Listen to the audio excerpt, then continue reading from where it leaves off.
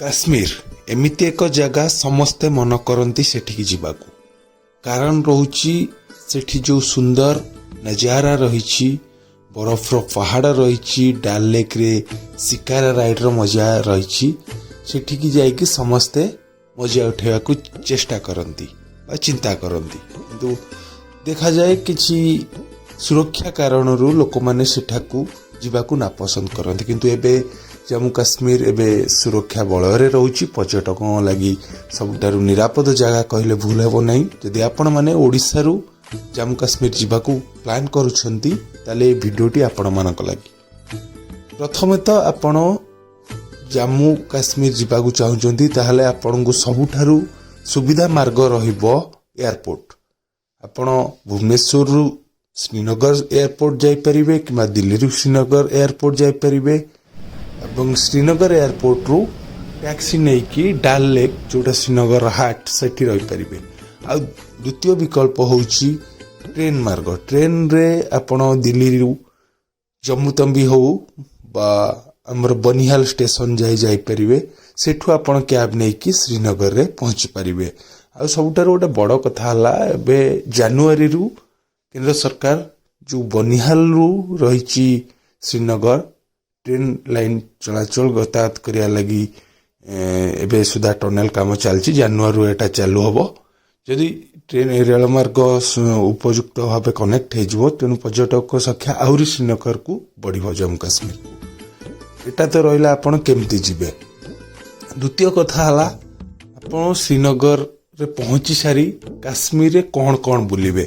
आपण प्रथम दिन जाई रेस्ट करंतु एवं संध्या रे पाखरे जो रही लाल चौक है शालीमार बाग है आमर चश्मे साई गार्डन है कि सबुठार बड़ कथा है जोटा रही शिकारा राइड डाल लेक रे शिकारा राइड सेठी आमर टुलिप गार्डन अच्छी फ्लोटिंग जो रही आमर सबू साल उल सबू दुकान रही डाल लेक रे सबू विभिन्न प्रकार दुकान रही आपण डाल लेक रे ही बुलिया को 4 ରୁ 5 घंटा आपन को समय लागी जिवो। आख जगह सब कवर करिया चेष्टा करिवे।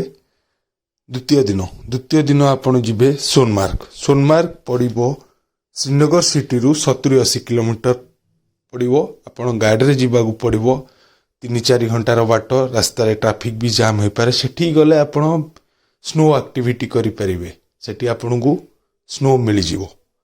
किंतु सबुठार बड़ कथा हो आप मन रखिए विंटर सीजन आसवे जोटा कि डिसेम्बर रु मार्च जाए से समय आपन को स्नो भरपूर मिल पर एतेटा स्नो मिल ना। प्रथम दिन आप सोनमार्ग गले सोनमार्ग रु फेरिकी श्रीनगर सिटी रे जोठी आपन रूम नहीं थिबे सेठी आसी रात्रि यापन करिवे। द्वितीय दिन रहउची आपन श्रीनगर रु गुलमार्ग जिबे। गुलमार्ग जिबा को हेले सेठी आपनकर गोंडोला राइड अछि।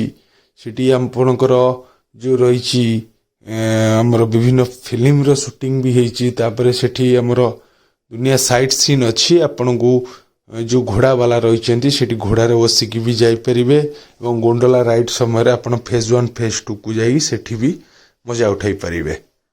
सेठू गुलमार्ग रे आपन संध्या पर्यंत बुलंतु। सेठू जो गुलमार्ग रु श्रीनगर दूरता रही 50 ରୁ 60 किलोमीटर रही। आपन कैब नहीं कि आपन को जिबा को पड़िबो। सेठू बुलिकी आपन फिर रिटर्न करिवे कोटी की श्रीनगर। ये तो पळेला हमर थर्ड दिन कथा पळेला। तृतीय दिन कथा चतुर्थ दिन आपन भारी जिबे श्रीनगर रु जो 100 किलोमीटर दूर रही पहलगाम जिबे। पहलगाम रे आपनकर बहुत गुड़े जगह अच्छी बुली देखिया पई। सेठी आपण छाड़ी देबे जो टैक्सी रे आपण जाइथिबे सेठी आपण टैक्सी छाड़ दबो। सेठी आपणकर लोकल ट्रांसपोर्ट अच्छी सेठी आपण बुक करी मिनी स्विट्जरलैंड जिबे।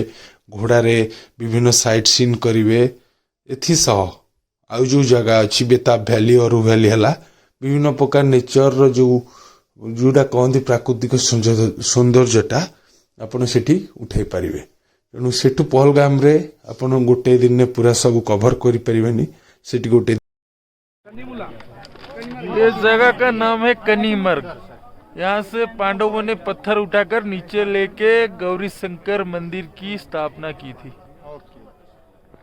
हम लोग कनीमार्ग में खड़े हुए हैं, घोड़े पे सवार हुए हैं, देख सकते हैं आप लोग।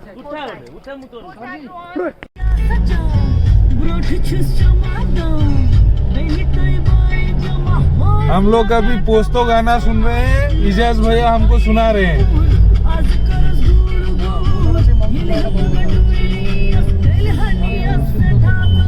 दिन स्टे करिवे, देन आपण सकाळु सकाळु रिटर्न करी आसिबे श्रीनगर। श्रीनगर रु आपण आपणकर जम्मू काश्मीर रो जो रही बुलिया जो जाइथिले सेटा शेष करी आपण निज अलग जगह जीवा जदि चाहूचंती जातु नचेत रिटर्न करी आसिबे। तेणु आपण को ये वीडियोटी जदि भल लागुछि मु आपण को मोर जो अनुभूति रही किसी लोकों कांटेक्ट इनफॉरमेशन दे देबी। बहुत भल लोक यूसुफ भाई होंतु, इजाज भाई होंतु, बहुत भल लोक। आपण जदि जीवाकू चाहूचंती तांको कांटेक्ट करिकी आपणकर नेगोशिएशन करिकी रेट केते आपण को सुटेबल हबो आपण सेतिकी पैकेज रे श्रीनगर जाई आपण बुली पारिबे। आउ मो सह भी जदि मोर अनुभूति शेयर करिया को चाहूथिबे मते भी फोन करिकी निश्चिंत भाव रे शेयर श्रीनगर रो अनुभूति बा कोठी समस्या रहिला बा कोन भल लागुनी ए विषय रे मोठर मतामत नै पारिबे। इन बहारों में दिल की कली खिल गई, मुझको तुम जो मिले हर खुशी मिल गई। ये हंसी वादियाँ ये खुला आसमां, आ गए हम कहाँ है मेरे साजना।